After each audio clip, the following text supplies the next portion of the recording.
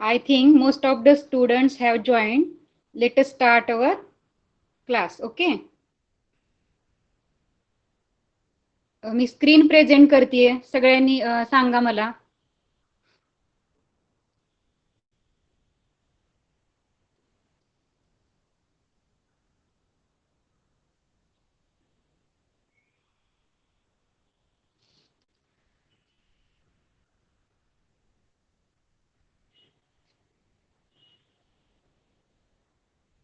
Let me know if it is visible.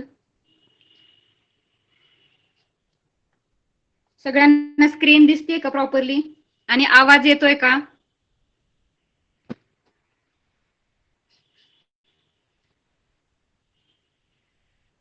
Okay, thank you.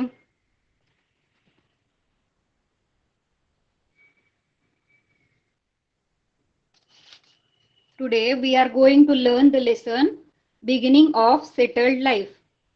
Beginning of settled life. Last lesson मध्ये आपण पाहिलं होतं म्हणजे निवारा म्हणजे शेल्टर पासून ते गाव वसाहत विलेज सेटलमेंट कशी कशी झाली ते आपण लास्ट लेसन मध्ये पाहिलं होतं.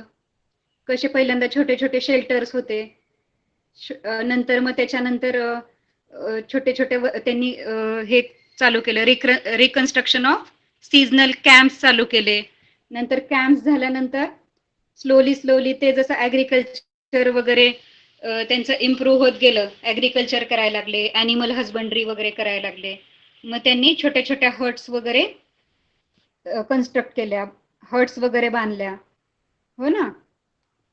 मग हंटिंग आणि गॅदरिंग फूड त्यांचं कमी झालं. फूड गॅदर करायचे, शिकार करायचे आणि सगळे फ्रुट्स किंवा नट्स किंवा मीट वगैरे ते गोळा करायचे ॲनिमल्स. ते कमी होऊन काय करायला लागले, ते विलेज सेटलमेंट झाली. म्हणजे एक गाव वसाहत, छोटंसं गाव कसं असतं तसं गाव फॉर्म झालं त्यांचं. आणि मग त्या गावामध्ये ते बऱ्याच काळापर्यंत एकत्र राहायला लागले, हा ना. ते जे मूव्ह करत होते कॉन्स्टंटली, ते इकडून तिकडे ह्या रिजन मधून त्या रिजन मध्ये त्यांचं ट्रॅव्हल चालू असायचं फूडसाठी, आहे ना. अन्नाच्या शोधामध्ये ते भटकत असायचे पहिलेचे न्यू स्टोन एजच्या आधीचे सगळे ह्युमन्स. पण नंतर जसं जसं ऍग्रिकल्चर डेव्हलप झालं तसं तसं मग काय व्हायला लागलं, ते एका ठिकाणी त्यांची वसाहत व्हायला लागली, है ना. म्हणजे विलेज फॉर्म झालं. मग नंतर त्यांचं सोशल कल्चर वगैरे कसं व्हायला लागलं ते आता आपल्याला नेक्स्ट लेसन आपला जो आहे beginning of the settle life. म्हणजे कशाची सुरुवात? बिगिनिंग म्हणजे सुरुवात, स्थिर जीवन म्हणतो ना आपण. सेटल लाईफ जसं एका ठिकाणी ते आता एकत्र राहायला लागले खूप खूप काळापर्यंत. आपण लास्ट टाइम पाहिलं की जनरेशन टू जनरेशन ते एकाच गावामध्ये राहायला लागले. म्हणजे त्यांचे आजोबा वगैरे, मग त्यांची मुलं, त्या मुलांची मुलं वगैरे, असे खूप सगळे जनरेशन त्या एकाच विलेजमध्ये सेटल झाले. त्याला काय बोलतात? सेटल लाईफ म्हणजे स्थिर जीवन. स्थिर झालं त्यांचं जीवन. म्हणजे आता त्यांना भटकायची, फिरायची वगैरे, ह्या देशातून त्या प्रदेशात जायची गरज नव्हती. सेटल झाले आता ते. मग त्याचीच आपल्याला बिगिनिंग ऑफ सेटल लाईफ म्हणजे सेटल लाईफची त्यांच्यासाठी हे सेटल लाईफ हे न्यू कन्सेप्ट होतं. म्हणजे नवीन स्टार्टच केलं होतं. मग त्यांनी सेटल लाईफ त्यांचं कसं सुरू झालं, ते त्यांचं रोजचं डे टू डे लाईफ कसं झालं ते आता आपल्याला बघायचंय ह्या चॅप्टरमध्ये. सो 8.1 टू 8.5 मध्ये आपल्याला पूर्ण तो बिगिनिंग ऑफ सेटल लाईफचा कन्सेप्ट समजून घ्यायचा आहे, हिस्ट्री मधल्या न्यू स्टोन एजच्या पीपलचा. ठीक आहे. Beginning of domestication of animals and agriculture. मग सेटल लाईफ मध्ये आपण लास्ट टाइम पाहिलं की ॲग्रिकल्चर चालू झालं, ॲनिमल डोमेस्टिकेशन म्हणजे पशुपालन चालू झालं. मग beginning of domestication of animals म्हणजे सुरुवात कशाची? पशुपालनाची आणि शेतीची सुरुवात. ॲग्रिकल्चर म्हणजे शेती, शेतीची आणि पशुपालनाची सुरुवात कशी झाली. नंतर मग स्पेशल स्किल्स अँड व्हेरियस ऑक्युपेशन्स म्हणजे त्यांच्याकडे कोणती कोणती स्पेशल स्किल्स होती. जसं की ती पॉट वगैरे बनवायचे ना. अजून काही त्यांचे जे जे स्पेशल स्किल्स होते म्हणजे कौशल्य म्हणतो आपण, विशेष कौशल्य होते त्यांच्याकडे. ऍग्रिकल्चर आणि ह्याच्याशिवाय पशुपालनाशिवाय अजून ते लोक काय करत होते, कोणती कोणती कौशल्य होती ती नेक्स्ट आपल्याला जसं जसं येईल आपला पाठ तसं तसं बघायचंय. Then community life based on mutual cooperation. Community life म्हणजे त्यांचं समाज जीवन कसं होतं, ते एकत्र जेव्हा राहत होते त्यांचं सामाजिक जीवन कसं होतं, आणि म्युच्युअल कोऑपरेशन, म्युच्युअल म्हणजे एकमेकांशी त्यांचं सहकार्य करायचे ना ते, त्याला काय बोलतात, म्युच्युअल कोऑपरेशन. म्युच्युअल म्हणजे एकमेकांमधलं, मग एकमेकांमध्ये कोऑपरेशन म्हणजे सहकारी जीवन कसं होतं त्यांचं, ते ते पण आपल्याला बघायचंय. परस्पर सहकार्य म्हणतो आपण. म्युच्युअल कोऑपरेशन म्हणजे काय, परस्पर सहकार्य म्हणजे एकमेकांना कशी मदत करायचे, ते त्यांचं लाईफ कसं जगायचे, ते सगळं बघायचं आपल्याला. Structure of houses, every chapter मध्ये बघतो की आपण त्या त्या ह्याच्यात एज मधल्या पीपलचे हाऊसेसचे स्ट्रक्चर वगैरे कसे होते, तर ह्याच्यात पण आपल्याला बघायचे. स्ट्रक्चर ऑफ हाऊसेस म्हणजे घरांची बांधणी वगैरे कशी होती, त्याचा आपल्याला स्टडी करायचं आहे. विलेज सेटलमेंट, विलेज सेटलमेंट गाव वसाहत.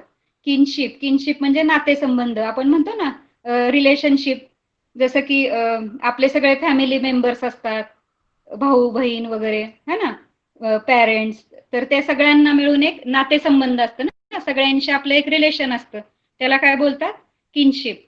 अँड फॅमिली, फॅमिली म्हणजे कुटुंब, आपलं जी फॅमिली असते घरामध्ये ते कुटुंब. तर काय काय बघायचं, गाव वसाहत, नातेसंबंध आणि कुटुंब, याच्याविषयी आता आपल्याला सगळी माहिती घ्यायची आहे.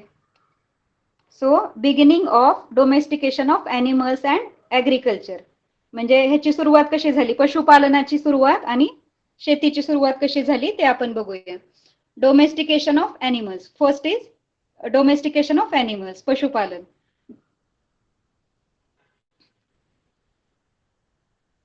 I am reading sentence by sentence. Put your finger, okay, put your finger on the sentence and try to understand. Domesticated animals like the dog, goat, sheep, cattle, buffalo, etc. are useful to man in many ways. There are three main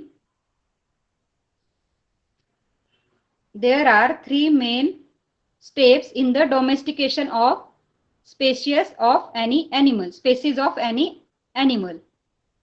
domesticated animals like dog, गोट, आता आपण म्हणतो पाळीव प्राणी, पाळीव प्राणी कोणते असतात, कुत्रा असतो, कुत्रा, शेळी, मेंढी, कॅटल म्हणजे गाय, म्हैस वगैरे, हे एक्सेट्रा जे ॲनिमल होते, डोमेस्टिकेटेड ॲनिमल्स होते, ते आता पण बघतो आपण की दे आर व्हेरी युजफुल, म्हणजे ते खूप उपयोगी असतात माणसाच्या.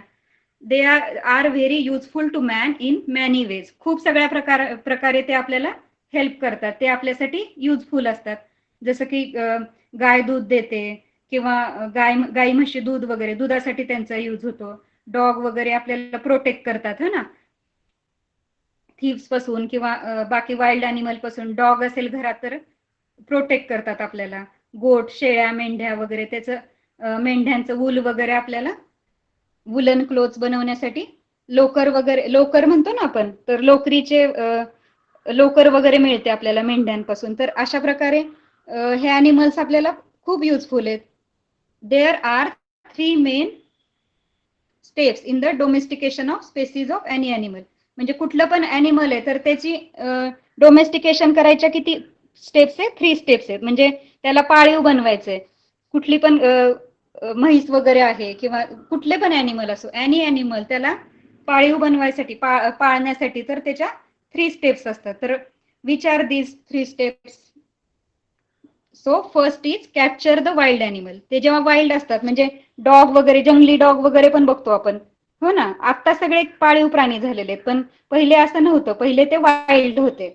मग हळूहळू ह्युमन्सनी त्यांना डोमेस्टिकेट केलं, हळूहळू त्यांना टेमिंग केलं, म्हणजे माणसळवलं त्यांना. ठीक आहे, माणसाळलं म्हणजे काय, आपल्या सोबत राहण्यासाठी, म्हणजे वाईल्ड असतील तर ते मारतील आपल्याला. Capture of wild animal, wild animal कसे असतात, तर आपल्याला मारतात ना, म्हणजे ते आपल्या जवळ राहू नाही शकत, तर ते वाईल्ड ॲनिमल. दुसरे कोणते, पाळीव प्राणी. पाळीव प्राणी आणि कॅप्चर ऑफ वाईल्ड ॲनिमल म्हणजे त्यांना कॅच, पहिल्यांदा त्यांना पकडायचं, वाईल्ड ॲनिमलला पहिले पकडायचं. जंगली प्राण्यांना काय करायचं, पहिल्यांदा पकडायचं. कॅप्चर म्हणजे पकडणे. कॅप्चर ऑफ वाईल्ड ॲनिमल, त्यांना पहिले त्यांनी पकडलं, वाईल्ड ॲनिमल्सला. टेमिंग द कॅप्चर्ड ॲनिमल्स, नंतर काय केलं, टेमिंग. टेमिंग मीन्स काय, माणसाळलं म्हणजे आपण म्हणतो ना that is training them to live with humans. Taming means काय, तर त्यांना ट्रेन करायचं ह्युमन सोबत, आपल्या सोबत राहण्यासाठी, माणसासोबत राहण्यासाठी त्यांना ट्रेन करायचं, त्यांना प्रशिक्षण द्यायचं, त्याला बोलायचं टेमिंग.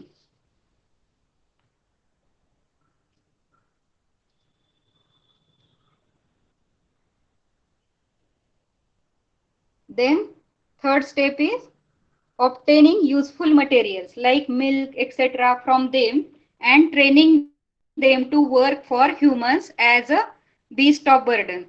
म्हणजे ऑप्टेनिंग युजफुल मटेरियल्स, ऑप्टेन म्हणजे काय मिळवायचे, युजफुल मटेरियल्स म्हणजे युजफुल थिंग्स मिळवायच्या त्यांच्यापासून, जसं की दूध वगैरे, मी आता सांगितलं दूध, वूल असे हे, किंवा स्किन, ॲनिमलची स्किन वगैरे त्यांना माणसाला लागते ना, तर त्यासाठी ते मिळवणं.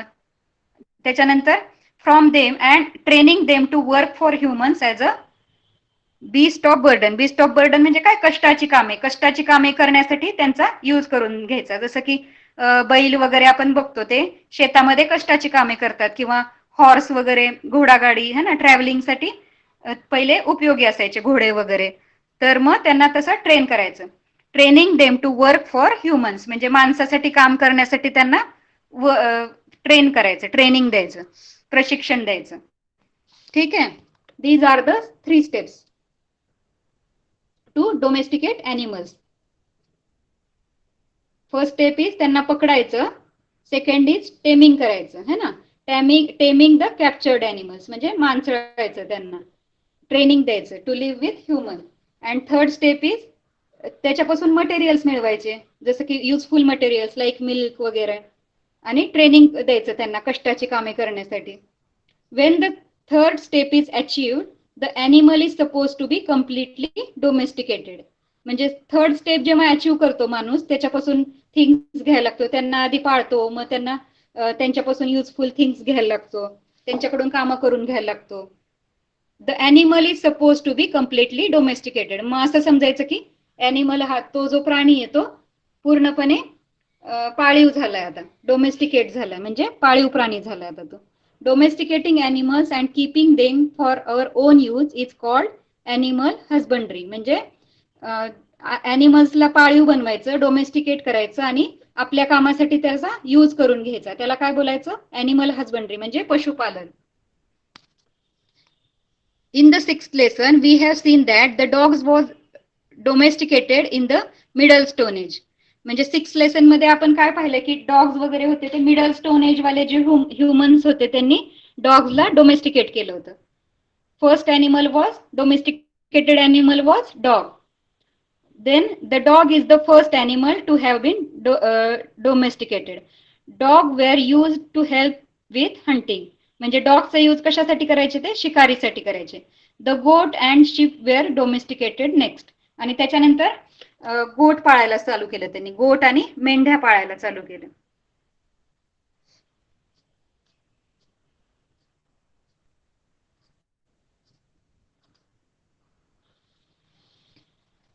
First domesticated animal was dog and then goat and sheep.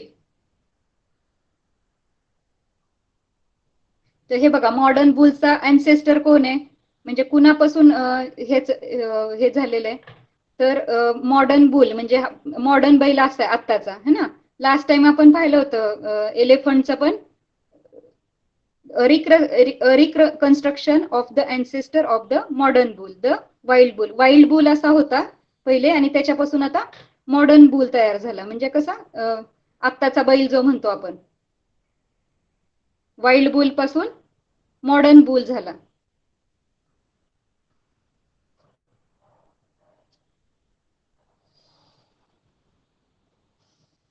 इथे आपण लास्ट लेसन मध्ये पाहिलं होतं, मॅमथ नावाचा एक एलिफंटचा अँसेस्टर होता, एलिफंटचा अँसेस्टर. आणि त्याच्यानंतर खूप जनरेशन्स नंतर त्याचं कन्व्हर्जन कशामध्ये झालं, एलिफंट मध्ये.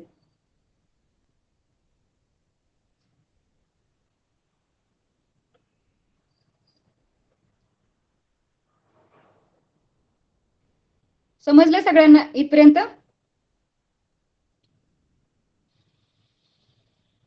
Understood everybody? Okay. Move on to the next paragraph.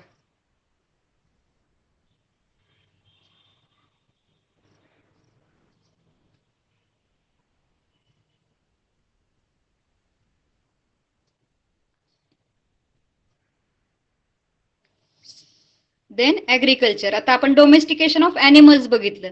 ॲनिमल्सचं domestication झाल्यावर सेकंड पार्ट होता ऍग्रिकल्चर. तर archaeological evidence is available to show that agriculture first began about 11,000 years ago in Israel and Iraq.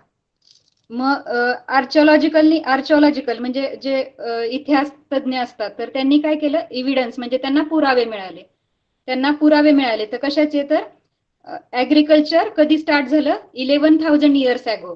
Agriculture शेतीची सुरुवात कधी झाली, शेती कामाची सुरुवात कधी झाली, 11,000 yearsच्या आधी झाली, पूर्वी झाली. आणि ती फर्स्ट कुठे झाली, इस्रायल आणि इराकमध्ये झाली. इस्रायल आणि इराक ह्या कंट्रीजमध्ये फर्स्ट ऍग्रिकल्चरची सुरुवात झाली. त्यांना तसे आर्चिओलॉजिस्टला तसे एव्हिडन्सेस सापडले. Women are credited to have started cultivation. म्हणजे मग हे शेती कामाची जी शेती लागवडीची सुरुवात कुणी केली, तर वुमेन्सनी केली. त्याचं क्रेडिट कुणाला जातं, त्याचं श्रेय वुमेनला जातं. त्यांनी स्टार्ट केलं cultivation. Sorry,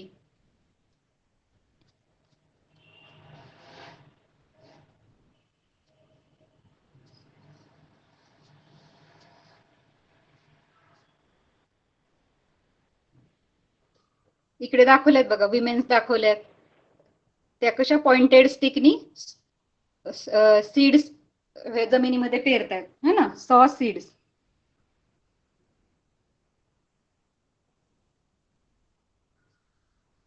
they might have used pointed sticks to sow seeds. Pointed stick दाखवली आहे पिक्चर मध्ये. मग ते तशा प्रकारचे पॉइंटेड स्टिक बनवायचे आणि ते काय करायचे, त्याला बिया असतात ज्या, म्हणजे सीड्स असतात ना क्रॉप्सचे, तर ते पेरण्यासाठी काय करायचे, तशा पॉइंटेड स्टिकचा यूज करायचे. तशी अनुकुचीदार काठी म्हणतो त्याला आपण मराठीमध्ये, तर त्याचा ते यूज करायचे. टोकदार अशी काठी असायची, त्याला असा एक परफोरेटेड स्टोन तिथे दिले, pointed stick and perforated stone used for sowing. म्हणजे परफोरेटेड म्हणजे त्या एक स्टोन असायचा, एक प्रकारचा दगड होता, हेवी दगड होता तो. तो असा जड असायचा आणि त्याला मध्ये होल असायचं, त्याला छिद्र पाडलेलं असायचं आणि त्याच्यामधून एक स्टिक घातलेली असायची. म्हणजे डिग करताना त्यांना खोलपर्यंत हेवी व्हावी ती काठी आणि खोलपर्यंत खांदता यावं म्हणून तो परफोरेटेड स्टोन बसवलेला असायचा त्याला. So they might have used pointed sticks to sow seeds. Women in some tribes still sow seeds by this method. म्हणजे अजून पण मी आता सांगितलं तुम्हाला की ते सीड्स सो करण्यासाठी तशा पॉइंटेड स्टिकचा यूज करायचे बिया पेरणीसाठी.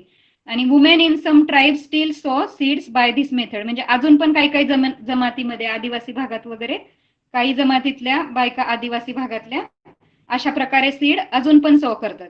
दिस method in order to help dig deeper in to the soil, the stick was weighted using the perforated stone. म्हणजे मी आत्ताच सांगितलं की ह्या स्टिक जी होती त्याच्या मदतीने त्यांना काय व्हायचं, खोलवर त्यांना खांदता यायचं. डिग डीपर म्हणजे खोलपर्यंत त्यांना खांदता यायचं. And the stick was weighted using perforated stone. म्हणजे ती हेवी बनवलेली असायची स्टिक, जड बनवलेली असायची. तो परफोरेटेड स्टोन म्हणजे परफोरेटेड नावाचा जो स्टोन आहे तो त्याला लावलेला असायचा आणि ती स्टिक हेवी बनवलेली असायची. In the previous lesson, we have learned that people had to stay in one place.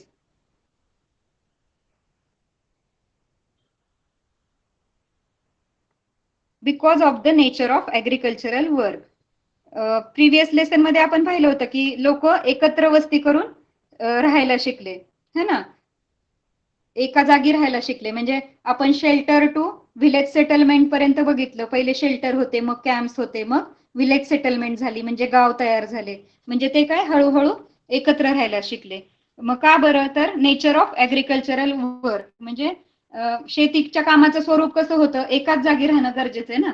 शेती जर करायला लागले ते त्यांना जर अशी चांगली जमीन भेटली, ऍग्रिकल्चरसाठी चांगलं रिजन भेटलं, तर त्याच्याजवळ तसं प्लेस भेटलं त्यांना, तर त्याच्याजवळच राहायचंय आणि मग कंटिन्युअसली ते शेतीवर लक्ष देऊ शकत होते, वेगवेगळे क्रॉप्स ग्रो करू शकत होते. म्हणून त्यासाठी काय करायचं होतं त्यांना, एकत्र राहायला शिकले ते. Agricultural production increase considerably after the plough pulled. Plough म्हणजे काय, नांगर. Plough pulled by animals came in to use, म्हणजे नांगर जेव्हा प्राण्यांच्या साह्याने ते नांगरायला लागले शेत, तेव्हा त्यांचं ऍग्रिकल्चरल प्रोडक्शन इन्क्रीज झालं, म्हणजे खूप प्रमाणात वाढलं. त्यांचं शेतीचं जे उत्पादन होतं ते खूप प्रमाणात वाढलं. कशामुळे वाढलं, तर ते ऍनिमल्स कडून शेती नांगरून घ्यायला शिकले. त्यांना समजायला लागलं की आता ऍनिमल्सचा यूज करून, म्हणजे बुल्सचा वगैरे, बैलांचा यूज करून शेती कशी नांगरायची वगैरे. अजून पण खेडेगावातले शेतकरी काय करतात, बैलांकडून शेत नांगरून घेतात. आता आपण मॉडर्न ऍग्रिकल्चर मध्ये बघतो की ट्रॅक्टरनी वगैरे शेत नांगरतात, पण गरीब शेतकरी असेल, छोट्या गावातला असेल, तर अजून पण बुल्सच्या साह्याने शेती नांगरली जाते, है ना. तर agricultural became the main source of livelihood, म्हणजे त्यांच्या जीवनाचा रोजचा ऍग्रिकल्चरल काय झाला, मेन सोर्स झाला, मुख्य साधन झालं त्यांचं जगण्याचं. शेती शेती हे मुख्य साधन झाले. New people began to worship nature and various deities for good crops. म्हणजे now people began to worship nature and various deities for good crops. म्हणजे आता लोक काय करायला लागले की काय स्टार्ट केलं त्यांनी की नेचरची पूजा वगैरे करायला लागले, उपासना करायला लागले निसर्गाची, निसर्गाला देव वगैरे मानायला लागले. अँड व्हेरियस डायटीज म्हणजे काय, देव, वेगवेगळ्या देवांना ते मानायला लागले. त्यांची वेगवेगळ्या निसर्गाची ते पूजा करू लागले, देवदेवतांची पूजा करू लागले. कशासाठी, फॉर गुड क्रॉप्स, म्हणजे चांगलं त्यांचं पीक चांगलं यावं, किंवा त्यांना शेतीमध्ये त्यांची प्रोग्रेस व्हावी, त्यांचं भरपूर पीक उत्पादन व्हावं, त्यांचं क्रॉपचं प्रोडक्शन चांगलं व्हावं. म्हणून ते काय करायला लागले, आता वर्शिप करायला लागले, उपासना भक्ती करायला लागले देवाची. Essential things like sharing of agricultural task and water resources and the security of the village settlement gain importance. Essential things like sharing of agricultural tasks. Essential म्हणजे काय, महत्वाच्या गोष्टी, म्हणजे इम्पॉर्टंट थिंग्स आहेत त्यांच्या डे टू डे लाईफ मधल्या. जसं की शेअरिंग ऑफ ऍग्रिकल्चरल टास्क, म्हणजे शेतीची कामं त्यांना वाटून घ्यायची आहेत, एकमेकांच्या साह्याने काय करायचं, शेतीची कामं करायची आहेत. किंवा वॉटर रिसोर्सेस म्हणजे पाणी संवर्धन, म्हणजे आता शेती करायची म्हणल्यावर, किंवा ते जर गाव वसाहत करून राहायला लागले ना, विलेज सेटलमेंट, विलेज मध्ये राहायला लागले, मग त्यांना पिण्यासाठी पाणी पाहिजे, शेतीसाठी पाणी पाहिजे. मग हे पाणी त्यांना कुठून आणायचं, काय करायचं, तर त्याचं वॉटर रिसोर्सेस पाहिजेत ना त्यांना. मग ते वॉटर रिसोर्सेसच्या बाबतीत, किंवा मग security of the village settlement, म्हणजे विलेजची सिक्युरिटी पण, त्यांचं संरक्षण पण झालं पाहिजे गावाचं.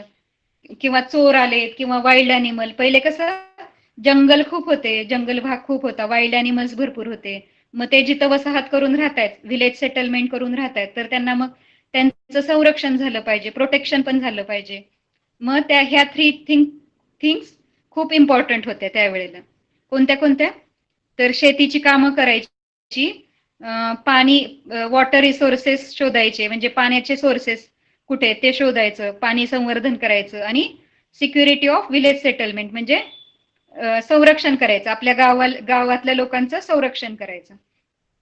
ह्या 3 थिंग्स खूप इम्पॉर्टंट झाल्या त्यावेळेस. गेन इम्पॉर्टन्स म्हणजे त्याला फार इम्पॉर्टन्स आलं, महत्व आलं. In people in the village settlements establish some rules and customs to manage these things. मग ह्या विलेज सेटलमेंट मधल्या त्या गाव वसाहतीतल्या लोकांनी काय केलं, काही रूल्स बनवले, रूल्स अँड कस्टम्स म्हणजे काही नियम आणि पद्धती बनवल्या, की गावामध्ये राहायचं तर असं राहिलं पाहिजे. तसं आता कसं आपलं गव्हर्नमेंट असतं ना आपलं, ते सगळ्या गोष्टींचं आपलं केअर घेतं, आपल्या सगळ्या आजूबाजूच्या एन्व्हायरमेंटची ते काळजी घेतं. तसं मग त्या लोकांनी पण काही रूल्स सेट केले त्यांच्या विलेज सेटलमेंटसाठी. Thus social system based on agriculture came in to existence. Social system म्हणजे मग त्याच्यामुळे त्यामुळे काय झालं, सामाजिक व्यवस्था, शेतीवर आधारित सामाजिक व्यवस्था तयार झाली. केम इन टू एक्झिस्टन्स म्हणजे निर्माण झाली, तयार झाली.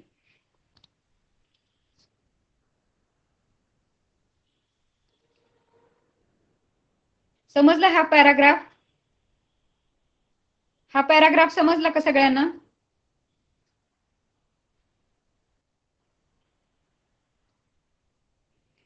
ओके, कंटिन्युअसली येस मॅम नाही चॅट बॉक्स मध्ये लिहायचंय. मी जेव्हा विचारते तुम्हाला डू यू अंडरस्टँड, त्यावेळेला तुम्ही टाकू शकता. साऊंड ब्रेकिंग, आवाज नाही येते का? आवाज नाही येते बाकीच्यांना?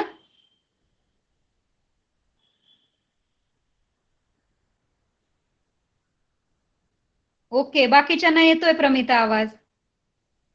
तू बघ, तुझा नेटवर्क प्रॉब्लेम असेल, थोडस बाहेर वगैरे बस, जिथे रेंज चांगली येते तिथे तू बस, किंवा मग लेफ्ट करून परत जॉईन करून बघ.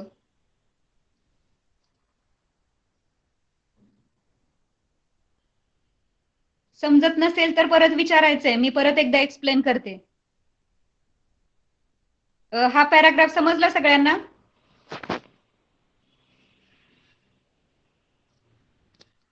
ओके.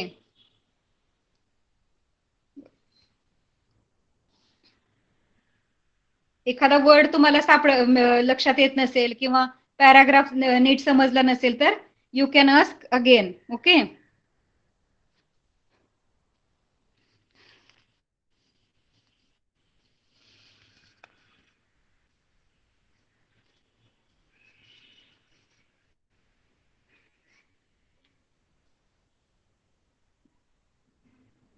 म्हणजे आता आपण पाहिलं की ह्युमन्स काय करायला लागले, ऍग्रिकल्चर कसं करायला लागले. फर्स्ट त्यांनी पॉइंटेड स्टिक्स यूज केले. विमेननी ऍग्रिकल्चरल स्टार्ट केलं, म्हणजे कल्टिवेशन करायला विमेन पासून स्टार्टिंग झालं. मग त्यांनी पॉइंटेड स्टिक्स वगैरे यूज करायचे पहिले सीड सो करण्यासाठी, बी पेरण्यासाठी पॉइंटेड स्टिकचा यूज करायचे. नंतर नंतर अॅनिमल्सच्या हेल्पनी, म्हणजे बुल्स वगैरेच्या हेल्पनी ते शेत नांगरायला शिकले. प्लॉग म्हणजे काय, नांगरायचं, शेत नांगरायला शिकले. नंतर मग 3 थिंग्स महत्वाच्या झाल्या त्यांच्यासाठी. कोणत्या?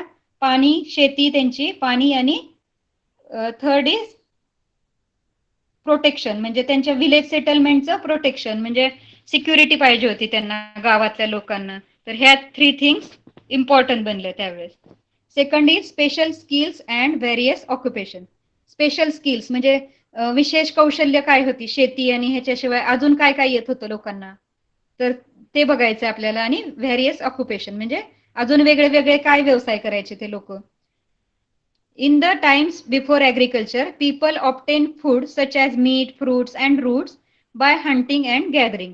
म्हणजे in the time before agriculture, ऍग्रिकल्चरच्या पहिले पहिले लोक जे कसे फूड कसे मिळवायचे, त्यांचं अन्न कसे मिळवायचे, मीट किंवा फ्रुट्स आणि रूट्स वगैरे ते खायचे. मीट्स मिळाले, अॅनिमलचं मीट मिळालं तर मीट गोळा करायचे, किंवा मग फ्रुट्स गोळा करायचे, रूट्स वगैरे खायचे, कंदमुळं वगैरे.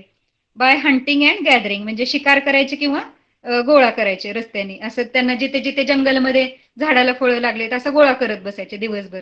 बट कुड not store it for a long time, म्हणजे ते त्याला स्टोअर नव्हते करू शकत ना. त्यावेळेस काय असे फ्रीज वगैरे नव्हते, सामान आणायचं आणि फ्रीजमध्ये ठेवायचं असं होतं का त्यावेळेला? नव्हतं. मग ते काय करायचे, त्यांचा पूर्ण वेळ कशामध्ये जायचा, फूड, कारण ते खराब होऊन जायचं. आज जर त्यांनी मीठ शोधून ठेवलंय आणि परत उद्या भूक लागली त्यांना, तर ते उद्या परत त्यांना अन्नाच्या शोधात फिरावं लागायचं. म्हणजे त्यांचं कंटिन्युअस ते फिरत राहायचे अन्नाच्या शोधामध्ये, कारण ते स्टोअर करू शकत नव्हते. Therefore, all the men and women in the community were continuously engaged in getting food. म्हणजे त्या कम्युनिटी मधले, त्यांच्या समूहातले, त्यांच्या ग्रुपमधले जे मेन आणि विमेन होते, दे आर कंटिन्युअसली एंगेज, म्हणजे सतत ते बिझी असायचे इन गेटिंग फूड. अन्न मिळवण्यासाठी सतत ते बिझी असायचे. दिवसभर ते फिरत असायचे, कुठे फ्रुट्स मिळतात का, कुठे मीठ मिळतंय का. मग ते आजचं आज खाऊन टाकलं, उद्या परत भूक लागणार, मग ते परत फिरायचे, असं करायचे ना. म्हणून त्यांनी काय बोलले की ते they were continuously engage in getting food. In the agricultural system, it became possible to store food grains for long periods. पण आता ते ऍग्रिकल्चर करायला लागले, मग ऍग्रिकल्चर शेती करायला लागले म्हणून काय झालं, it became possible to store food grain for long period. म्हणजे त्यांना जे फूड ग्रेन होते ते धान्य होते, तर ते धान्य त्यांना आता स्टोअर करणं पॉसिबल झालं. जसं की आपण बघतो शेतकरी त्याचं ते गहू ज्वारीचं पीक झालं की 10-10, 12-12 असे पोते भरून एकदाच ते ठेवतात. काही ते सेल करतात, विकतात, काही स्वतःसाठी ठेवतात. मग पूर्ण वर्षासाठीच त्यांचं स्टोअर होऊन जातं फूड. मग तसं ते स्टोअर करायला शिकले फॉर द लॉंगर पिरियड, म्हणजे खूप वर्षासाठी. आपण पण घरामध्ये गहू ज्वारी असं खूप 1 वर्षासाठी असं भरून ठेवतो. कंटिन्युअसली आपल्याला दुकानात जायचं आणायची अशी गरज नाही, आपण वर्षभराचं स्टोअर करू शकतो. There was more food available than was needed by the community. म्हणजे त्यांच्या त्या लोकांना जेवढं फूड लागत होतं त्याच्यापेक्षा खूप जास्त तयार व्हायला लागलं, खूप जास्त अवेलेबल उपलब्ध व्हायला लागलं, है ना. There was more food available than was needed by the community. म्हणजे नीडेड म्हणजे त्यांना जेवढी गरज होती त्याच्यापेक्षा जास्त फूड त्यांना उपलब्ध झालं, मिळायला लागलं. Some women and men thus began to get spare time for experimentation and for using their natural creativity to develop special skills. मग त्यातली जी काही सम वुमेन अँड मेन होते, म्हणजे काही बायका आणि काही पुरुष होते, त्यांना एक्स्ट्रा टाइम भेटायला लागला, एक्स्ट्रा त्यांना वेळ भेटायला लागला. कशासाठी? वेगळे वेगळे प्रयोग करण्यासाठी, एक्सपेरिमेंटेशन करायला लागले ते, किंवा मग त्यांची नॅचरल क्रिएटिव्हिटी, त्यांचं जे बुद्धिमत्ता लावून क्रिएटिव्ह होते ते लोक ना,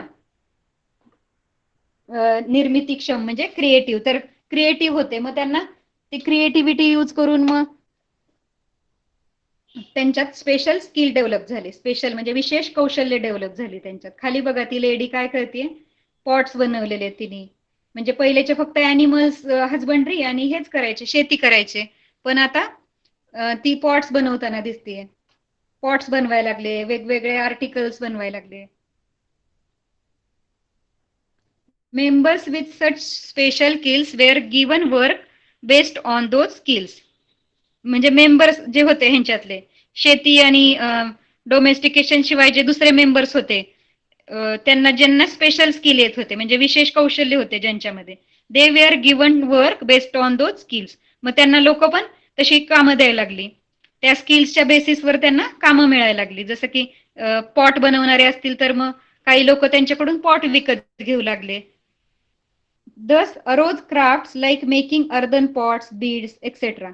त्याच्यामुळे मग कोणते क्राफ्ट्स, कोणते कोणते कला कौशल्य डिमांड मध्ये आले, तर मेकिंग अर्दन पॉट्स म्हणजे मातीची भांडी, किंवा बीड्स मनी वगैरे असतात ना, मनी मोती वगैरे एक्सेट्रा, तशा स्किल्सला रोज म्हणजे त्याची प्रोग्रेस व्हायला लागली, त्याची प्रगती व्हायला लागली, तशा ह्याचा उगम झाला. It is believed that in the new stone age women made earthen pots and other earthen objects by hand. म्हणजे असं समजलं जातं, इट इज बिलीव्ड दॅट म्हणजे असं समजलं जातं की न्यू स्टोन एज मधल्या ज्या वुमेन होत्या त्यांना काय मातीची भांडी किंवा अजून अर्दन ऑब्जेक्ट्स होते, अजून काही मातीच्या वस्तू होत्या, त्या स्वतः हाताने बनवायच्या. त्यावेळेला तसं ते कुंभाराचं असतं ना ते चाक, तसलं काही नव्हतं. मग त्या काय करायच्या, हाताने त्या भांडी बनवायच्या. Community life based on mutual cooperation. म्हणजे त्यांचं कम्युनिटी समूह जीवन कसं होतं, म्युच्युअल कोऑपरेशन कसं होतं त्यांच्यात, एकमेकांना सहकार्य करायची भावना, एकमेकांना ते कसे हेल्प करायचे वगैरे ते सांगितलं त्यांनी. परस्पर सहकार्य, म्युच्युअल कोऑपरेशन म्हणजे परस्पर सहकार्य, परस्पर म्हणजे एकमेकांना, एकमेकांना सहकार्य कसे करायचे, सहकार्य म्हणजे कामात, एकमेकांच्या कामात कशी मदत करायची. The farmers in the village settlement were now producing surplus food. The farmers म्हणजे शेतकरी, त्या गाव वसाहतीतला शेतकरी आता कसा झाला होता, एक्स्ट्रा फूड बनवायला लागला होता ना. सरप्लस म्हणजे काय, जास्तीचं फूड तो बनवायला लागला होता, जास्तीचं अन्न प्रोड्यूस करू शकत होता आता. They needed skilled craftsman for task like making agricultural implements and repairing them. मग त्यांना काय होतं आता, स्किल्ड क्राफ्ट्समन पाहिजे होते. स्किल्ड क्राफ्ट्समन म्हणजे काय, स्पेशल कला कौशल्य असलेली लोक पाहिजे होते त्यांना. कशासाठी, तर त्यांचे ऍग्रिकल्चरल इम्प्लिमेंट्स म्हणजे काय, अवजारं जे असतात शेतीची, शेतीत जी हत्यारं अवजारं लागतात, समजा नांगर आहे किंवा मग कुऱ्हाड आहे किंवा ते जे पण काय शेतीमध्ये ते यूज करतात ते अवजारं बनवण्यासाठी, आणि ते खराब झाले तर रिपेअरिंग करण्यासाठी कोण लागत होतं त्यांना, स्किल्ड क्राफ्ट्समॅन लागत होते. Such craftsman were paid in the form of food grains और अदर आर्टिकल्स. मग तसे जे क्राफ्ट्समॅन होते त्यांना कसं पे करायचे, त्यावेळेस आपल्यासारखे तर पैसे वगैरे नव्हते ना, असं काही अस्तित्वात नव्हतं त्यावेळेला, कॉइन्स नोटा वगैरे नव्हत्या. मग ते कसं पे करायचे एकमेकांना, क्राफ्ट्समॅन कडून काम करून घ्यायचं, त्याच्यात काय करायचे, त्याच्या जवळच धान्य द्यायचे किंवा अजून काय ऑब्जेक्ट जसे पॉट्स वगैरे, तर ते द्यायचे. The craftsmen needed to obtain their raw material from long distances. म्हणजे हे जे क्राफ्ट्समन होते, कला कौशल्यवाले लोक, तर त्यांना त्यांचं जे रॉ मटेरियल होतं, म्हणजे त्यांना एखादी पॉट्स बनवायचे तर माती पाहिजे, मग त्यांना ती लांबून आणावी लागायची.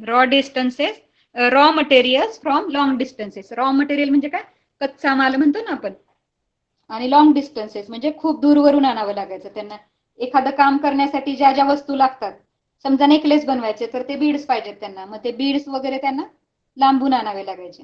किंवा ते क्लॉकचा वगैरे यूज करायला, नांगर वगैरे, मग ते नांगर बनवायचं तर त्याला ज्या गोष्टी लागतात त्याचे रॉ मटेरियल्स त्यांना दुरून आणावे लागायचे. The price of this raw material was also paid in the form of food grains article etcetera. मग ह्या रॉ मटेरियलची पण प्राइस असायची ना, त्या क्राफ्ट्समनला पण पुढे कुणाला तरी रॉ मटेरियल ज्याच्याकडून आणायचंय त्याला पण काहीतरी द्यायला पाहिजे. मग तो पण काय करायचा, आर्टिकल्स द्यायचा किंवा धान्य द्यायचा, फूड ग्रेन्स द्यायचा किंवा काही वस्तू द्यायचा. Thus, the barter system of buying and selling was established. त्यामुळे काय आली, बार्टर सिस्टीम आली. बार्टर सिस्टीम म्हणजे काय, देवाणघेवाण म्हणतो ना आपण, बाईंग अँड सेलिंग म्हणजे विकत घेणे आणि आपण विकत घेणे आणि विकणे, त्याला काय बोलतात, बाईंग म्हणजे विकत घ्यायचं आणि सेलिंग म्हणजे विकायचं. तर अशी जी सिस्टीम असते त्याला बोलतात बार्टर सिस्टीम, म्हणजे विनिमय पद्धत. मराठीमध्ये काय, विनिमय पद्धत म्हणजे barter system. The process of buying and selling is called barter system. The barter system also began to be used when there was a need to obtain raw materials, finished objects, other articles of daily use, etc.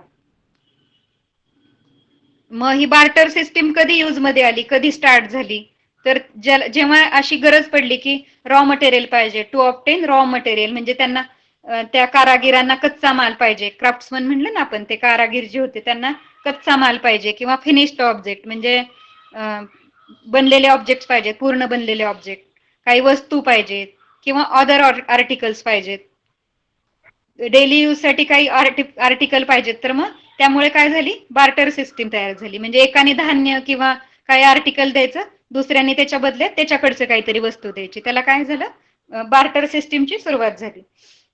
आपण आपल्या जवळची, आपल्याकडे जी extra वस्तू आहे ती द्यायची दुसऱ्याला, आणि त्याच्याकडे जे एक्स्ट्रा आहे, आपल्याला गरज आहे त्याची, त्यांनी ती आपल्याला द्यायची, त्याला बोलायचं barter system.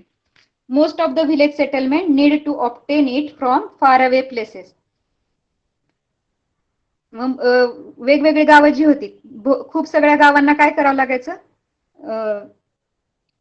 Obtain it from far away places. मग ते रॉ मटेरियल असतील किंवा ऑब्जेक्ट आर्टिकल असतील ते दूरच्या ठिकाणावरून आणावं लागायचं. Salt traders also traded articles they received in exchange of salt. मग एक सेंटेन्स राहिलं, फ्रॉम अदर प्लेसेस.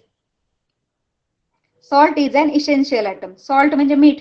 मीठ तर माहितीच आहे आपल्याला, आपल्या जेवणातला किती इसेन्शियल महत्वाचा भाग आहे ना, इसेन्शियल गोष्ट आहे आपल्या जेवणातली सॉल्ट, मीठ म्हणजे.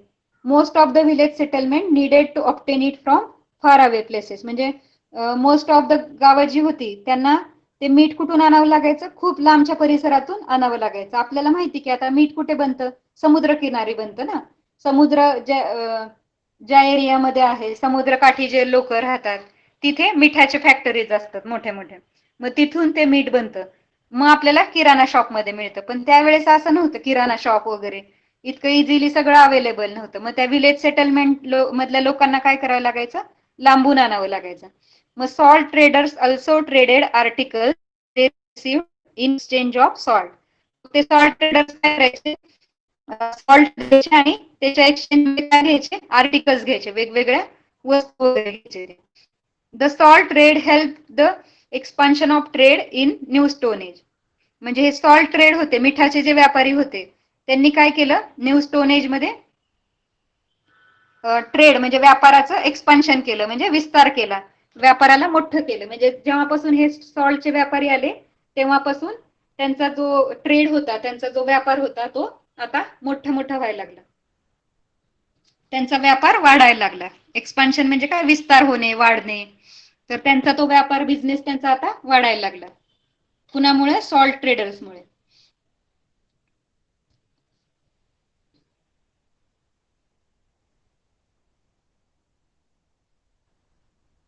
म्हणजे मग आता आपण काय पाहिलं की म्युच्युअल कोऑपरेशन कसं होतं एकमेकांमध्ये. म्युच्युअल कोऑपरेशन, परस्पर सहकार्य, म्हणजे जो फार्मर होता तो फूड ग्रेन्स घ्यायचा आणि त्याच्या द्यायचा लोकांना, आणि त्याच्या बदल्यात क्राफ्ट्समॅन कडून काय घ्यायचं, ते इम्प्लिमेंट घ्यायचं, म्हणजे अवजारं घ्यायचा, किंवा त्याचे ते अवजारं होते ते रिपेअरिंग करून घ्यायचा, किंवा मग फूड ग्रेन द्यायचा आणि अजून काही आर्टिकल्स वगैरे घ्यायचा फूड ग्रेनच्या बदल्यात.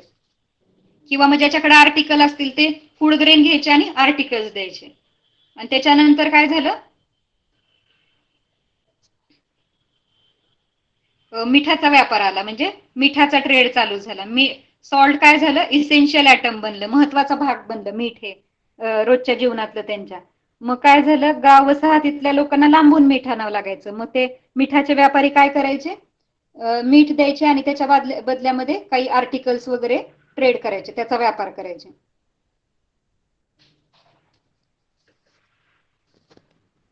समजलं?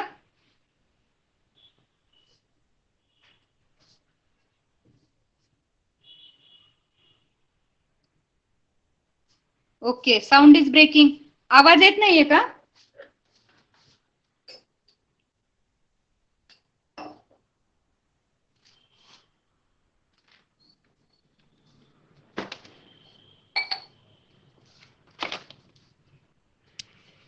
आता ज्यांना येत नव्हता आवाज, आवाज येतोय का सांगा मला एकदा.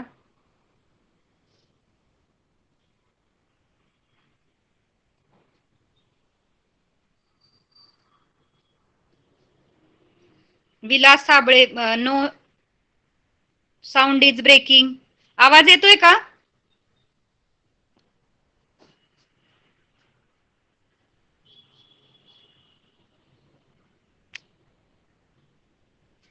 ओके. तर एव्हरीबडी अंडरस्टूड? समजलं का? का डोक्यावरून जात आहे सगळ्यांच्या? लक्षात येत आहे सगळ्यांना? प्रत्येक सेंटेन्सचा मी मिनिंग सांगतेय. लक्ष आहे का सगळ्यांचं? लक्षात येत आहे का?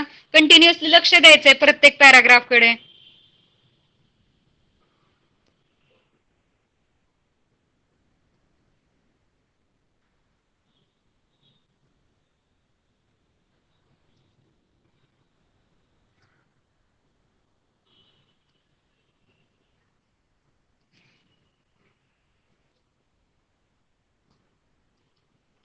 ओके. साऊंड ब्रेक होतोय मध्ये, पण समजलंय का सगळ्यांना? लक्षात आला का आपला जो चाललाय पार्ट, लेसन मधला तो पार्ट आपण जो बघितला तो लक्षात आलाय का, की परत सांगू मग? ओके, आलंय, समजलंय म्हणजे सगळ्यांना. Okay okay, thank you.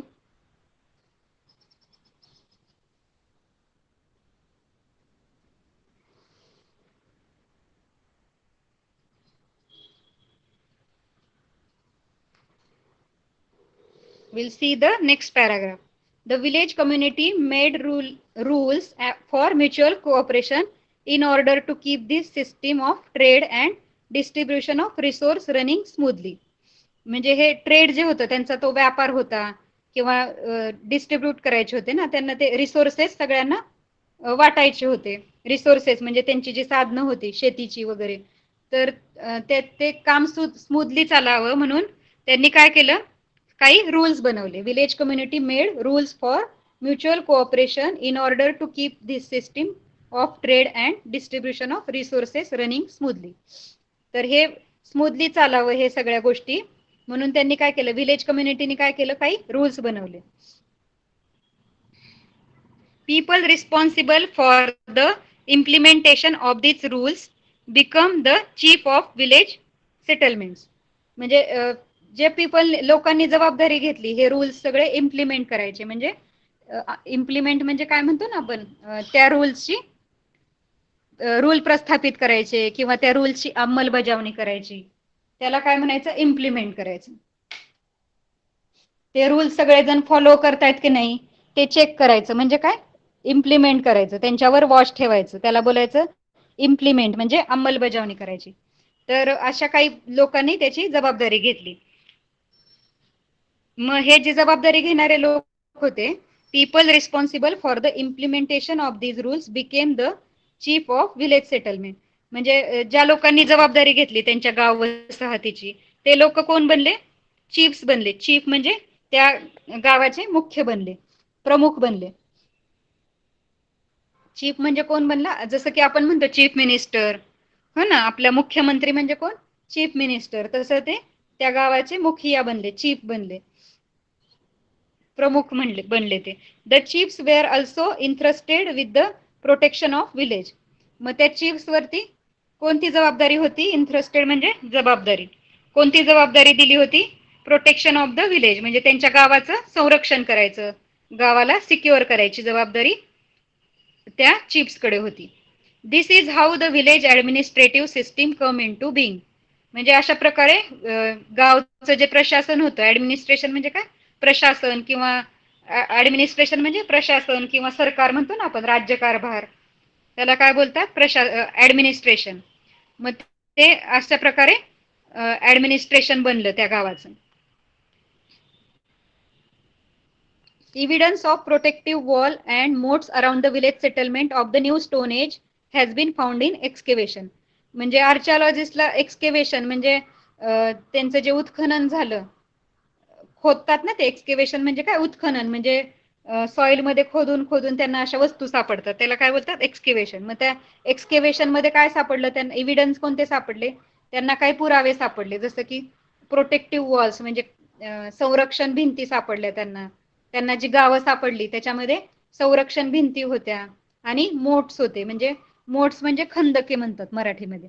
तर काय, मोट्स म्हणजे असे मातीचे असे खड्डे खाणलेले असतात, त्याच्यामध्ये पाणी भरून ठेवलेलं असतं, म्हणजे ते त्यांच्या प्रोटेक्शनसाठी त्या खंदकांचा, मोट्सचा यूज करायचे. म्हणजे खड्ड्या खड्ड्यांमध्ये पाणी भरून ठेवायचे त्यांच्या गावाच्या पूर्ण बाजूनी, म्हणजे कंपाऊंड मध्ये ते असे मोट्स बनवायचे, आणि त्याच्यामध्ये ऑटोमॅटिकली मातीचे खड्डे असायचे, म्हणजे पाणी साठवायचे. म्हणजे कोणी वाईल्ड अॅनिमल आला किंवा मग कोणी चोर वगैरे आला तर ते ऑटोमॅटिकली त्यांचं प्रोटेक्शन होईल ना, ते पाण्यात पडतील वगैरे, असा काय असेल त्यांचा विचार, तशी काय आयडिया असेल त्यांची, म्हणून मग ते प्रोटेक्टिंग वॉल्स बनवलेले, तिथे मोट्स बनवलेले. Around the village settlements of the new stone age has been found in excavation. These walls were built to protect the village settlements from flood, wild animals and outsider who stole the village cattle. बघा, म्हणजे इथे काय सांगितलं त्यांनी, ह्या वॉलनी काय, कशाचं protection व्हायचं त्यांचं, फ्लड्स म्हणजे पूर आला, किंवा मग वाईल्ड अॅनिमल्स आले, जंगली प्राणी आले, किंवा मग कुणी बाहेरून आलं त्यांच्या गावामध्ये, कशासाठी, स्टोल द विलेज कॅटल, म्हणजे गावच्या ज्या गायी आहेत त्या चोरून नेण्यासाठी कुणी आलं तर त्या वॉल्सचा, मोठे मोठे वॉल्स बांधून ठेवायचे घरात त्या गावाच्या बाजूने, मग त्यांचं प्रोटेक्शन व्हायचं. Structure of houses. आता तिथली घरं कशी होती, विलेज सेटलमेंट मधली घरं कशी होती. The houses at the beginning of the new stone age were made up of wattle and daub. म्हणजे कुडाची घरं असायची. The houses of the beginning of new stone age, new stone age मधल्या लोकांचे स्टार्टिंग मध्ये हाऊसेस कसे असायचे, वॅटल and daub म्हणजे कूड आणि गवतापासून बनलेली असायची. The walls were screens woven from the sticks or bamboo. मग त्या ज्या भिंती होत्या त्या कशाने विणलेल्या असायच्या, त्या ज्या भिंती दिसायच्या त्या कशाने, स्टिक्स ऑर बांबूनी बनवलेल्या असायच्या, काठ्या किंवा बांबूच्या असायच्या. Plastered with mud or cow dung. आणि त्याला वरून कशाने प्लास्टर केलेलं असायचं, तर चिखल म्हणजे माती किंवा काउडंग म्हणजे शेण, म्हशीचं गाईचं शेण वगैरे लावून त्या सारवलेल्या असायच्या. Later the population of village settlement grew because food was available in plenty. मग नंतर विलेज सेटलमेंटचं गावातलं पॉप्युलेशन वाढत गेलं, त्यांची लोकसंख्या वाढत गेली, कारण की खूप खूप सगळं आता धान्य आलं होतं त्यांच्याकडे, भरपूर फूड अवेलेबल होतं, म्हणून मग त्यांच्या त्या गावातल्या लोकांची पॉप्युलेशन पण वाढायला लागली, लोकसंख्या पण वाढायला लागली. The village settlement became permanent and expanded. मग ते जे विलेज सेटलमेंट होते, गावं जे होते ते परमनंट बनले, आता कायमस्वरूपीचे बनले ते, आणि मोठे मोठे बनले. एक्सपांडेड म्हणजे विस्तारित होत गेले, मोठे होत गेले. Still later people began to build quadrangular houses of sun dried bricks. म्हणजे काही वर्षांनंतर ते कसे घरं बनवायला लागले दिसतंय आपल्याला, चौकोनी आकाराची. क्वाड्रँग्युलर म्हणजे काय, चौकोनी, चौरस आकार ते घरं बनवायला लागले. सन ड्राईड ब्रिक्स म्हणजे उन्हात वाळवलेल्या विटांपासून ते स्क्वेअर शेपची अशी घरं बनवायला लागली. Some houses appear to have had more than one room. काही घरांमध्ये एकापेक्षा जास्त रूम पण होत्या, एकापेक्षा जास्त खोल्या होत्या. The houses were built very close to each other. इकडे नेक्स्ट पिक्चर मध्ये दिसतंय आपल्याला ते हाऊसेस कसे होते, एकदम एकमेकांना चिटकून चिटकून होते, very close to each other. Regional differences are seen in the styles of constructing houses depending on the local climate. Regional differences म्हणजे वेगवेगळे रिजन, वेगवेगळे प्लेसेस मधले घरं वेगवेगळे होते, वेगवेगळ्या स्टाईलचे होते, त्यांचा बांधायची वेगवेगळी स्टाईल होती घरं बांधायची. रिजनल डिफरन्सेस म्हणजे त्यांच्या प्रदेशातला फरक, वेगवेगळ्या प्रदेशातली घरं वेगवेगळ्या. आता जिथे थंडी असेल त्यांना तिथे तशा प्रकारची घरं बांधायला पाहिजेत, है ना. जिथे पाऊस जास्त पडतोय तिथं उतरत्या छपराची म्हणतो ना, जसं इकडच्या हटमध्ये दिले तसं, असे त्याच्यावरती पाणी नको राहायला म्हणून तशी घरं बांधली पाहिजेत. असं वेगवेगळ्या रिजन मधल्या घरांचं कन्स्ट्रक्शन वेगळं वेगळं होतं. Village settlement, kinship and family. आता त्यांचे नातेसंबंध, फॅमिली वगैरे कशी होती, गाव वसाहत कशी होती, तर it appears from the plans of the houses and the village settlement that people staying there belong to a single clan. Clan म्हणजे कुळ म्हणतो ना, एका कुळातले लोक होते सगळे, एका जातीची होते, म्हणजे एकमेकांशी त्यांचे रिलेशनशिप होते. It appears from the plans of the house. ते हाऊसेसचे जे प्लान होते, जे त्यांना स्ट्रक्चर सापडले एक्सकेव्हेशन मध्ये, तर त्या गाव वसाहतीतले लोक कसे एकमेकांच्या कुळातले होते, म्हणजे एकमेकांच्या रिलेशन मधले होते. असेच काका मामा वगैरे, आत्या वगैरे सगळे एकाच गावामध्ये स्थायिक झालेले होते. असे बाहेरून आलेले कोणच नव्हते. त्यांची पॉप्युलेशन वाढत गेली. पहिले काही लोक होते, मग ते त्यांचेच मुलं, त्यांची मुलं, त्या मुलांची मुलं, मग त्यांच्या बहिणी, मग काका काकू, मग असे सगळे एकत्र जे लोक होते खूप सगळे, ते एका विलेज सेटलमेंट मध्ये आले. It means that they were all related to one another. ते सगळे एकमेकांशी रिलेटेड होते. ते सगळे कसे होते, एकमेकांशी रिलेशन मध्ये होते, नातेवाईक होते एकमेकांचे. Thus the entire village settlement was an extended family. म्हणजे त्यांचं जे पूर्ण गाव होतं तेच कसं होतं, एक एक्सटेंडेड फॅमिली होतं. म्हणजे छोटी छोटी जरी घरं असली त्याच्यामध्ये वेगळी वेगळी, तरी पण ते एक मोठं कुटुंब होतं. ते विलेज सेटलमेंट एक मोठं कुटुंब होतं. People living in one house were close relation, but they were also member of extended village family. म्हणजे एका घरातली जी लोक होती ती एकमेकांबद्दल त्यांचं क्लोज रिलेशन होतं, म्हणजे जवळचं नातं होतं, एकदम क्लोज. जसं की आपण एका घरामध्ये आजी आजोबा है ना, मम्मी पप्पा आणि त्यांची 2 मुलं, असे एवढे लोक राहतो.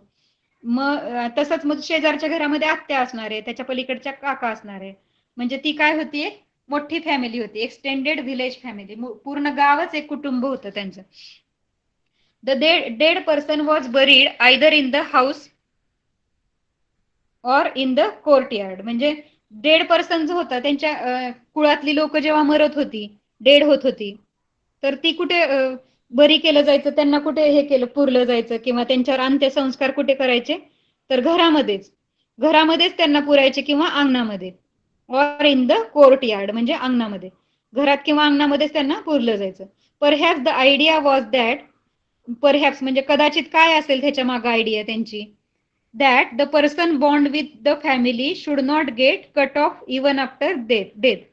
म्हणजे त्या पर्सनचा जो बॉन्ड होता फॅमिली सोबत, त्यांचं जे त्या माणसाचं जे नातं होतं आपल्या कुटुंबासोबत, ते कट नाही झालं पाहिजे, ते हे नाही झालं पाहिजे. आपल्याला नेहमी त्या माणसाबद्दल त्याची आठवण आली पाहिजे किंवा तो आपल्या फॅमिलीतला मेंबर आहे असं ते समजायचे ना. म्हणून तो मेला तरी पण त्याला ते घरातच पुरून ठेवायचे, पुरायचे किंवा अंगणामध्ये पुरायचे. त्याच्यावर घरातच अंत्यसंस्कार केले जायचे. Family would also bury various articles with the dead person for them to use even after death. म्हणजे त्यावेळेस अशी कल्पना होती, लोकांचा असा समज होता की लोक मेले ना, आपल्या घरातले मेंबर मेले तरी पण त्यांना ह्या वस्तू आवडीच्या होत्या त्यांच्या, मग ह्या वस्तू त्यांना त्यांच्या सोबत दिल्या पाहिजेत. म्हणजे ते मेल्यावर जेव्हा ते दुसऱ्या ह्याच्यामध्ये जातील, कुठे जातील माहिती नाही, त्यांना वाटायचं दुसरीकडे जातात ते, मरतात आणि दुसरीकडे जातात, मग त्यांना ह्या वस्तूंची गरज असेल पडेल, म्हणून ते काय करायचे, काही जे आर्टिकल्स होते, काही वस्तू होते त्या त्याच्यासोबत, त्या डेड बॉडी सोबत पुरायचे. म्हणजे असं त्यांचं फॅमिली लाईफ होतं. समजलं?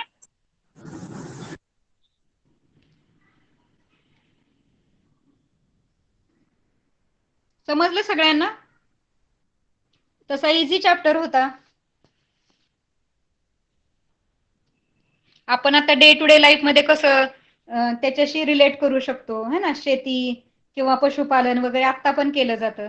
फक्त त्यांचे घर वेगळ्या पद्धतीची होती आणि त्यांचं जे किनशिप म्हणजे नातेसंबंध आणि फॅमिली होती, जसं आता आपण बघितलं की डेड बॉडी वगैरे बरी करायच्या पद्धती, त्यांचे ते तसे कल्चर वेगळे वेगळे होते. बाकी तर सिमिलरच आहे. म्हणजे आपलं न्यू स्टोन एज आणि आपले गावातले लोक, खेडेगावातले जवळजवळ सिमिलर लाईफ आहे, है ना. त्यांची आणि आपली लाईफस्टाईल सिमिलर आहे असं बघायला भेटतं आपल्याला.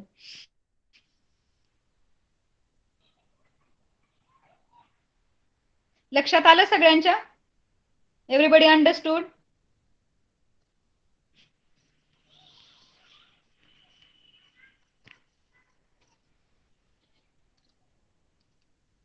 ओके.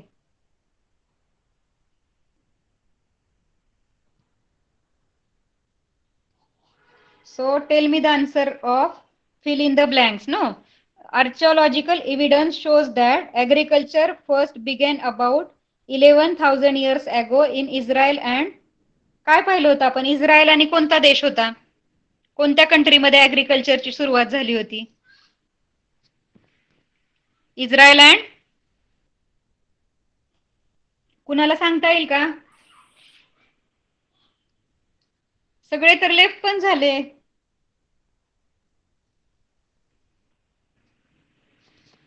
क्लास संपायला टाइम आहे अजून.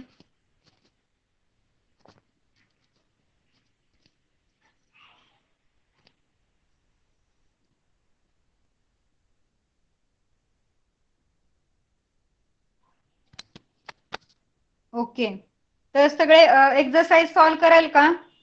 क्लास संपायला टाइम होता अजून, 3-4 मिनिट राहिले होते अजून. सगळे लेफ्ट का झाले?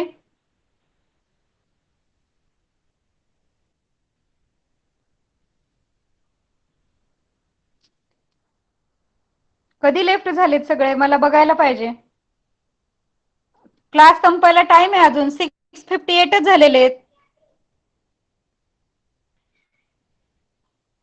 ओके, बाकीच्यांनी एक्सरसाइज कम्प्लीट करायचा आहे. I will stop now. Bye everyone.